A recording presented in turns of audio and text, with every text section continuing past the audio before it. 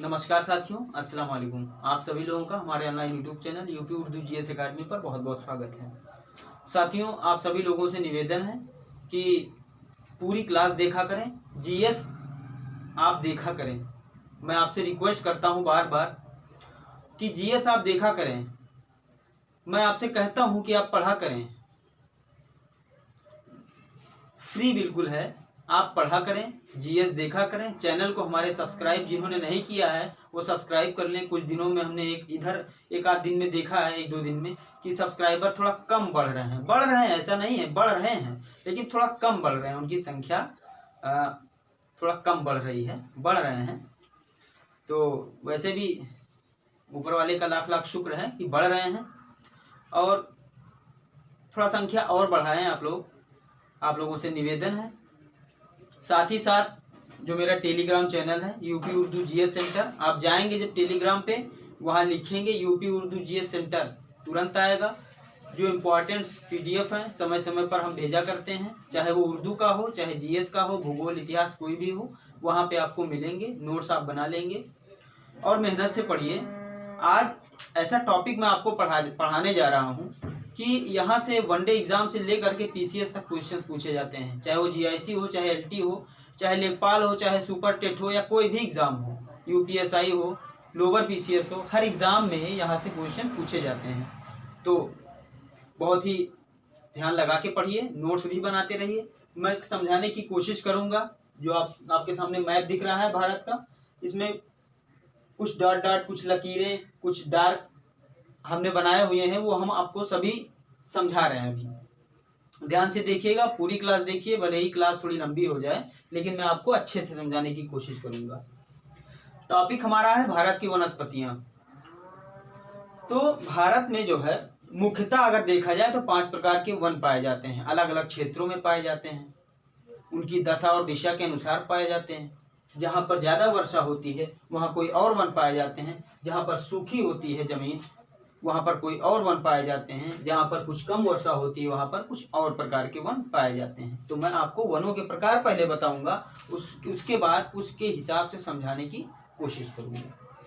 तो हमने कहा मुख्यतः भारत में अगर देखा जाए तो 5 प्रकार के वन पाए जाते हैं। पहला है उष्णकटिबंधीय वर्षा वन। उष्णकटिबंधीय वर्षा वन, या इन्हीं को कहते हैं सदाबहार वन।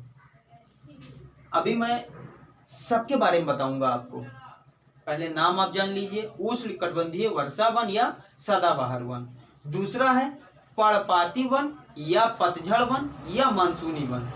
3 नाम है, तीनों नाम से आ सकता है, इसलिए मैं बता रहा हूँ। तो पर्णपाती वन या पतझड़ वन या मानसूनी वन। तीसरा है कटीली झाड़ियाँ, कटीले वन, कटीली झाड़ियाँ या कटीले वन। चौथा है पर्वतीय वन, और 5वां है मैंग्रोव वन या ज्वारीय वन। तो 5 लिखा है हमने, ये देखिए।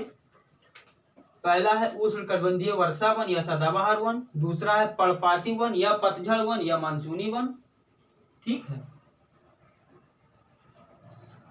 तीसरा है कटीले वन या झाड़ियाँ, चौथा है पर्वतीय वन, और 5वां है मैंग्रोव या ज्वारीय वन। तो सबसे पहले स्टेप बाय स्टेप हम चलते हैं। कम से कम एक स्टूडेंट्स में जो है, बहुत बड़ा ज्ञानी तो नहीं हूँ मैं, लेकिन थोड़ा सा अपना एक अनुभव शेयर करना चाहता हूँ कि स्टूडेंट्स में कम से कम धैर्य तो होना ही चाहिए। धैर्य नहीं है, साहस नहीं है, हौसला नहीं है, तो ख़त्म है ज़िंदगी। धैर्य होना चाहिए, साहस होना चाहिए, हौसला होना चाहिए, ठीक। तो स्टेप बाय स्टेप हम आगे बढ़ते हैं, ठीक है। सबसे पहले हम लोग जानते हैं कि उष्णकटिबंधीय वन जो है, जो ये उष्णकटिबंधीय वर्षा वन है, या इसी को सदाबहार वन कहते हैं, सदाबहार वन कहते हैं। ये कैसे होते हैं और कहाँ पाए जाते हैं? तो जहाँ पर ताप अधिक होगा, वर्षा 200 सेंटीमीटर से अधिक होगी, फिर से सुन लीजिए, ताप अधिक होगा, वर्षा 200 सेंटीमीटर से अधिक होगी, वहाँ पर उष्णकटिबंधीय वर्षा वन पाए जाते हैं। कहाँ कहाँ पे देखिए साथियों, ये आपको पश्चिमी घाट दिख रहा होगा, पश्चिमी घाट इधर दिख रहा होगा। हमने आपको बताया था जो दक्षिण पश्चिम मानसून है, अरब शाखा वाला, वो सीधा आके यही बारिश करता है और पूरे पश्चिमी तट पर बारिश करता है, पूरे पश्चिमी तट पर बारिश करता है, लगभग 200 सेंटीमीटर से ऊपर बारिश करता है। तो हमने कहा जहाँ ताप अधिक है और वर्षा 200 सेंटीमीटर से अधिक होती है। क्योंकि आप सभी लोग जानते हैं कि इसके जस्ट नीचे यहाँ विषुवत रेखा है और विषुवत रेखा पर सूर्य की किरणें लंबवत पड़ती हैं, गर्मी बहुत अधिक होती है। विषुवत रेखा के पास है ये भारत का, ये दक्षिणी भारत, इसलिए ये तट रेखा पर ताप अधिक होता है और साथ ही साथ दक्षिण पश्चिम मानसून से लगभग 200 सेंटीमीटर से अधिक वर्षा होती है। तो ताप अधिक है, वर्षा 200 सेंटीमीटर से अधिक होती है। इसी तरह से उत्तर पूर्वी मानसून से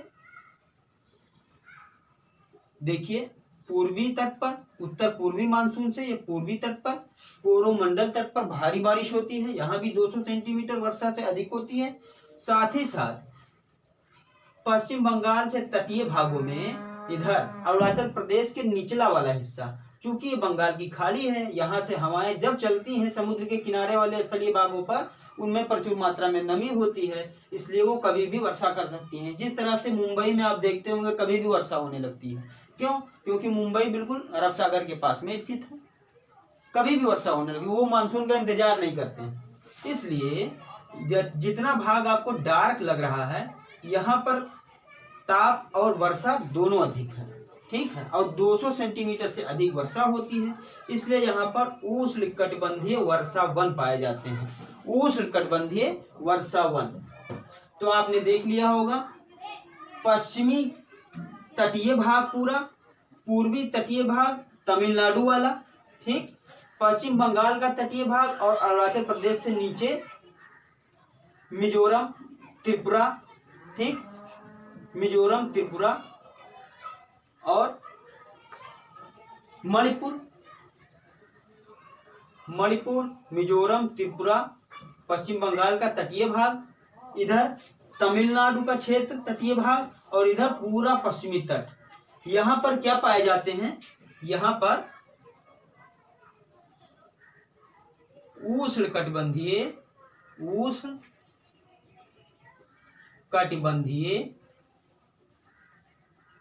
वर्षा वन पाए जाते हैं। कहाँ कहाँ?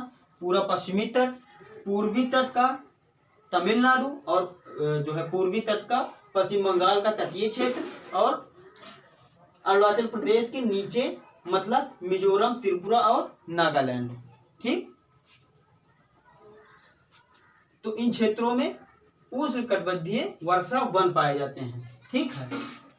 जहां पर 200 सेंटीमीटर से अधिक वर्षा होती है वहां पूछा जाता है कि उष्णकटिबंधीय वर्षा वन कहाँ कहाँ पाए जाते हैं। तो आप देख लीजिए कि पूरा पश्चिमी तट पर और पूर्वी तट का तमिलनाडु का तटीय क्षेत्र, पश्चिमी बंगाल का तटीय क्षेत्र और अरुणाचल प्रदेश के नीचे वाला सारा क्षेत्र। अच्छा, इसमें कौन कौन से पेड़ आते हैं, कौन कौन से इसमें वनस्पतियां आती हैं, देख लीजिए। तो जो उष्णकटिबंधीय वर्षा वन होते हैं उनमें इनकी वनस्पतियों की एक विशेषता होती है कि बहुत घने होते हैं, बहुत घने होते हैं और घने होने की वजह से सूर्य का प्रकाश नीचे तक नहीं पहुंच पाता है, जिससे इनमें ऊंचा उठने की एक होड़ मच जाती है। इसलिए बहुत लंबे लंबे भी होते हैं, लंबे वृक्ष होते हैं, बहुत सघन होते हैं मतलब घने होते हैं। और यहाँ पर जब चूंकि घने होते हैं और बहुत लंबे लंबे होते हैं, वर्षा भी अधिक होती है, तो यहाँ पर जंतु जीव की मात्रा बहुत अधिक पाई जाती है। जंतु जीवों की और वनस्पतियों की विविधता पाई जाती है, बहुत अधिक मात्रा में पाई जाती है। और इनकी पत्तियां चौड़ी होती है, चौड़ी इसलिए होती हैं क्योंकि ये वाष्पोत्सर्जन करते हैं, वाष्पोत्सर्जन करते रहते हैं, ठीक है, इसलिए चौड़ी होती है। तो ये विशेषता हो गई उष्णकटिबंधीय वर्षा वनों की। अब अगर हम बात करते हैं कि कौन कौन से पेड़ आते हैं इसमें, तो देख लीजिए आबनूस हुआ, महोगनी हुआ, रोजवुड हुआ, नारियल, बांस, रबड़, सिंकोना। ये जो लकड़ियां हैं इनकी बहुत कठोर होती हैं, बहुत कड़ी होती हैं। ये इमारती लकड़ियों के काम में नहीं आती हैं। जैसे आपको बेड बनवाना है, अलमारी बनवाना है, खिड़की दरवाजा बनवाना है, तो ये इन काम में नहीं आएंगी। अब बांस ही है मान लीजिए, तो बांस का आप क्या बनवाएंगे? कुछ नहीं बनवाएंगे। बहुत कठोर होती हैं ये लकड़ियाँ, इसलिए इमारती लकड़ियों में नहीं आती है। इनकी आर्थिक स्थिति का कोई जो है बहुत ज़्यादा उपयोग नहीं है। आ जाता है परीक्षा में आबनूस किस वन की वनस्पति है। तो आप जब जानेंगे कि उष्णकटिबंधीय वर्षा वन में आबनूस, महोगनी, रोजवुड, नारियल, बांस, रबड़, सिंकोना ये सब पाए जाते हैं उष्णकटिबंधीय वर्षा वन में या सदाबहार वन में, तभी आप सही विकल्प टिक कर पाएंगे। तो मेरे ख्याल से आप यहाँ तक समझ गए होंगे। तो ये क्षेत्र जो हमने बताया ये उष्णकटिबंधीय वर्षा वनों का क्षेत्र है। अब हम दूसरे पे आते हैं, पर्णपाती या पतझड़ या मानसूनी वन। ये कैसे हैं, ये कहाँ पाए जाते हैं? तो इनके लिए सबसे पहले ये जान लीजिए कि वर्षा की मात्रा 100 से 200 सेंटीमीटर तक होनी चाहिए। ठीक है, हमने इसके पहले बताया कि 200 सेंटीमीटर से अधिक वर्षा जब होती है वहाँ पर, और ताप अधिक होता है वहाँ पर कौन से वन पाए जाते हैं? सदाबहार वन पाए जाते हैं या उष्णकटिबंधीय वर्षा वन पाए जाते हैं। ठीक, लेकिन 100 से 200 सेंटीमीटर थोड़ी कम, जैसे 200 सेंटीमीटर से अधिक यहाँ थी और यहाँ उससे थोड़ी कम वर्षा हो रही है, 100 से 200 सेंटीमीटर के बीच ही वर्षा हो रही है, तो वहाँ पर क्या पाए जाएंगे? मानसूनी वन पाए जाएंगे या पतझड़ वन पाए जाएंगे या पर्णपाती वन पाए जाएंगे। पर्णपाती ये पत्तियां अपनी गिरा देते हैं, जैसे ही गर्मी का मौसम आता है ये पत्तियां अपनी गिरा देते हैं। देखिए, जब पश्चिम बंगाल वाली शाखा बारिश करती है इन क्षेत्रों में 2-4 महीने गर्मियों के दिन में, उसके बाद जैसे 2-4 महीने गर्मियों के दिन में बारिश होती है, उसके बाद से जैसे ही जो है ठंडी जाती है और गर्मी आने वाला रहता है, ये अपनी पत्तियां गिरा देते हैं। तो ये कहाँ कहाँ पाए जाते हैं? ये पूरे उत्तर प्रदेश के मैदानी भागों में, बिहार तक, उत्तर प्रदेश के मैदानी भागों से लेकर बिहार तक, उसके बाद मध्य प्रदेश से लेकर तमिलनाडु तक, बीच में ये छूटा हुआ है, उसको हम अभी बताएंगे क्या है वो। तो उत्तर प्रदेश के पूरे मैदानी भागों पर, मध्य प्रदेश से लेकर तमिलनाडु तक, इन सभी क्षेत्रों में मानसूनी वन या पर्णपाती वन या पतझड़ वन पाए जाते हैं। यहाँ पर 100 से लेकर 200 सेंटीमीटर तक वर्षा होती है। पूछ लिया जाता है कि किन किन क्षेत्रों में पाए जाते हैं, तो उत्तर प्रदेश, बिहार, मध्य प्रदेश का पश्चिमी भाग यानी पश्चिमी मध्य प्रदेश, ये भी आ जाता है इसी में। ठीक, उत्तर प्रदेश, बिहार के मैदानी भागों में और मध्य प्रदेश से लेकर के पूरा दक्षिण भारत का भीतरी भाग, दक्षिण भारत का तटीय भाग को छोड़ करके दक्षिण भारत का भीतरी भाग, ठीक है, यानी मध्य प्रदेश से लेकर के तमिलनाडु तक और उत्तर प्रदेश, बिहार के पश्चिमी भाग तक पूरा पतझड़ वन या पर्णपाती वन या मानसूनी वन पाए जाते हैं। यहाँ पर इनमें जो लकड़ियाँ पाई जाती हैं, जो वनस्पतियाँ पाई जाती हैं, उनमें सागौन होता है, शीशम होता है। इनकी खासियत ये होती है कि ये मुलायम लकड़ियाँ होती हैं, इमारती लकड़ियाँ होती हैं, आर्थिक दृष्टि से ये बहुत ही धनी लकड़ियाँ होती हैं। सागौन का आप दरवाज़ा बनवा सकते हैं, खिड़की बनवा सकते हैं, बेड बनवा सकते हैं। सागौन के लकड़ियों में कच्ची लकड़ी नहीं होती है, वो उसमें दीमक भी नहीं लगते हैं। शीशम में तो कुछ कच्ची लकड़ियाँ हो जाती हैं, उसमें दीमक लग जाते हैं, जैसे हमने बताया शीशम, सागौन, आम। तो ये सब कौन सी लकड़ियाँ हो गई? ये सब हो गई पतझड़ वन की लकड़ियाँ या मानसूनी वन की लकड़ियाँ या पर्णपाती वन की लकड़ियाँ। ठीक है, तो इनका क्षेत्र यही है, उत्तर प्रदेश से लेकर के तमिलनाडु तक, उत्तर प्रदेश से लेकर के बिहार तक, सॉरी यहाँ बिहार लिखा होना चाहिए, बिहार, उत्तर प्रदेश से लेकर बिहार तक और मध्य प्रदेश से लेकर के झारखंड होते हुए, झारखंड भी है इसी में, झारखंड होते हुए तमिलनाडु तक, तमिलनाडु। ठीक, तो इनका क्षेत्र आप जान गए। 100 से 200 सेंटीमीटर वर्षा का ये क्षेत्र होता है, जहाँ पर शीशम, सागौन, आम ये सब लकड़ियाँ पाई जाती हैं। और ये सब लकड़ियाँ इमारती लकड़ियाँ होती हैं, आर्थिक दृष्टि से काफ़ी धनी लकड़ियाँ होती हैं। ठीक है, तो ये हुआ पर्णपाती वन या पतझड़ वन या मानसूनी वन। इसके बाद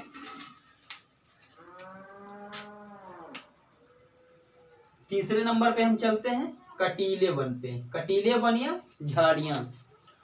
तो कटीले वन या झाड़ियाँ जो होती हैं, जो हमने डाट डाट किया हुआ है, यही है क्षेत्र इनका, जहाँ पर वर्षा बहुत कम होती है, 70 सेंटीमीटर से भी कम वर्षा होती है।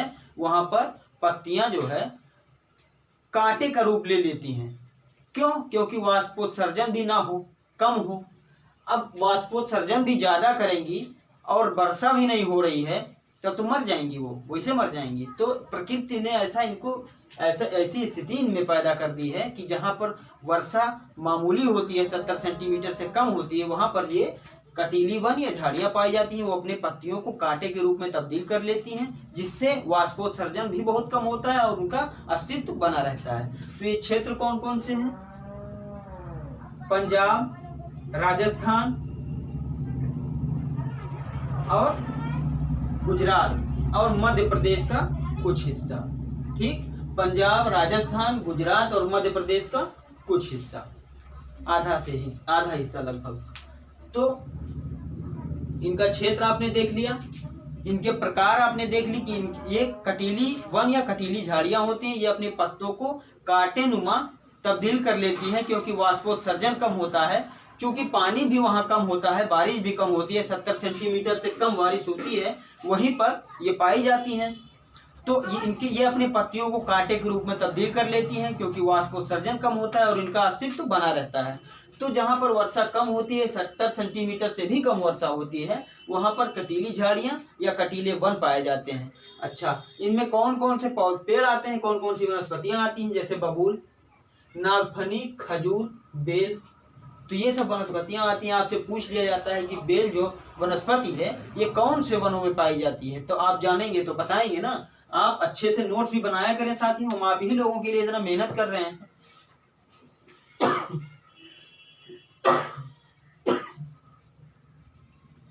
सॉरी साथियों, आप ही लोगों के लिए इतना मेहनत कर रहे हैं।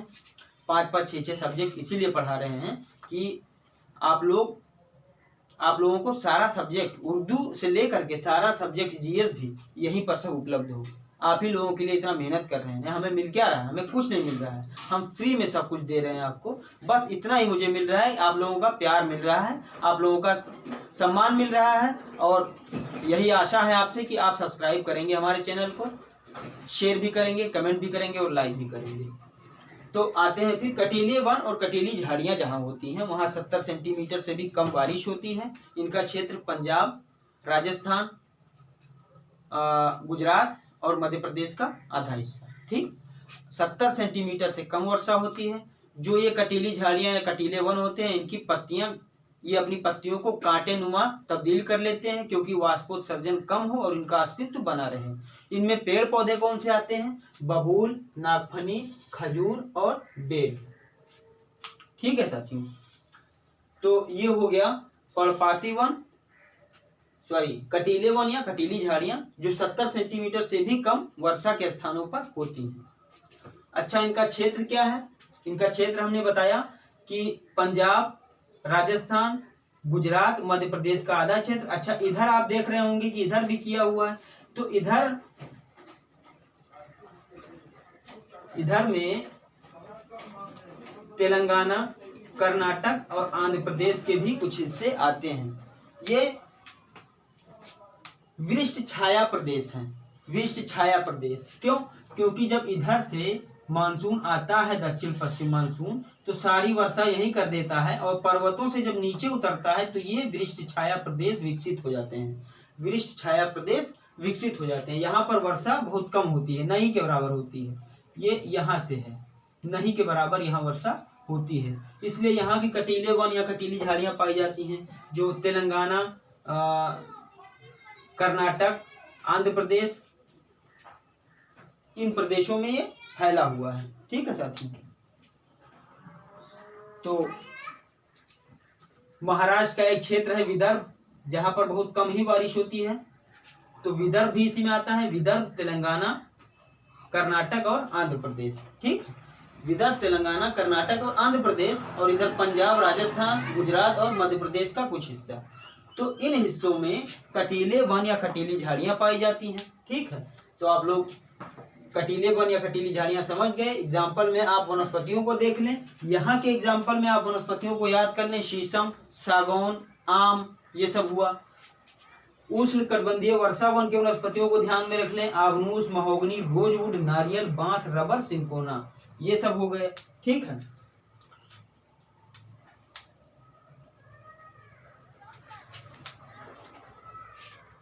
तो जो पर्णपाती पतझड़ मानसूनी वन है, इनमें जो है क्या हमने बताया, शीशम, सागौन, आम, साल और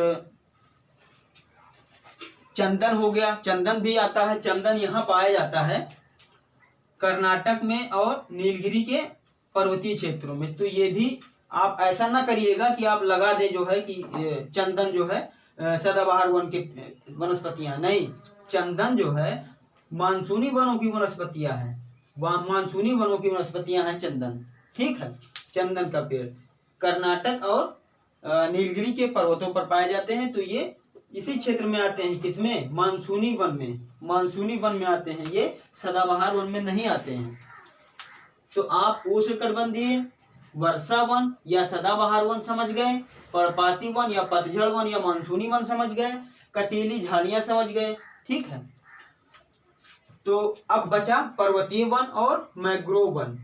मैंग्रोव वन का जो क्षेत्र बहुत ही कम है, मैंग्रोव वन का क्षेत्र बहुत ही कम है, इसको हम लास्ट में बताएंगे ही। जो पर्वतीय क्षेत्र है, ये भी थोड़ा सा आपको समझाना पड़ेगा। पर्वतीय जो क्षेत्र होते हैं, पर्वतीय जो वनस्पतियां होती हैं, वो बारिश के ऊपर आधारित नहीं होती हैं, वो ढलान के ऊपर आधारित होती हैं और ऊंचाई के आधार पर बदलती रहती हैं। जैसे पर्वत ऐसे होते हैं, तो आप जानते हैं कि जो क्षोभ मंडल होता है, उसकी ये विशेषता होती है कि ऊंचाई बढ़ने पर तापमान में कमी आती है, तापमान में कमी आती है। तो जो पर्वतीय वनस्पतियां होती हैं, वो थोड़ी थोड़ी ही दूरी पर चेंज होती रहती है ऊंचाई बढ़ने के साथ साथ। जैसे मान लीजिए यहाँ 40 डिग्री सेंटीग्रेड तापमान है, तो यहाँ 30 हो गया, यहाँ 20 हो गया, यहाँ 15 हो गया और यहाँ जाके 0 हो गया। तो इस तरह से वनस्पतियां बदलती रहती हैं। यहाँ कुछ और वनस्पतियां पाई जाएंगी, यहाँ कुछ और वनस्पतियां पाई जाएंगी, यहाँ कुछ और पाई जाएंगी और यहाँ कुछ और पाई जाएंगी। ठीक है, तो इस तरह से आप पर्वतीय वन हम आपको पढ़ाएंगे अगले क्लास में। फिलहाल यहाँ पर हमने आपको 3 टॉपिक बताया।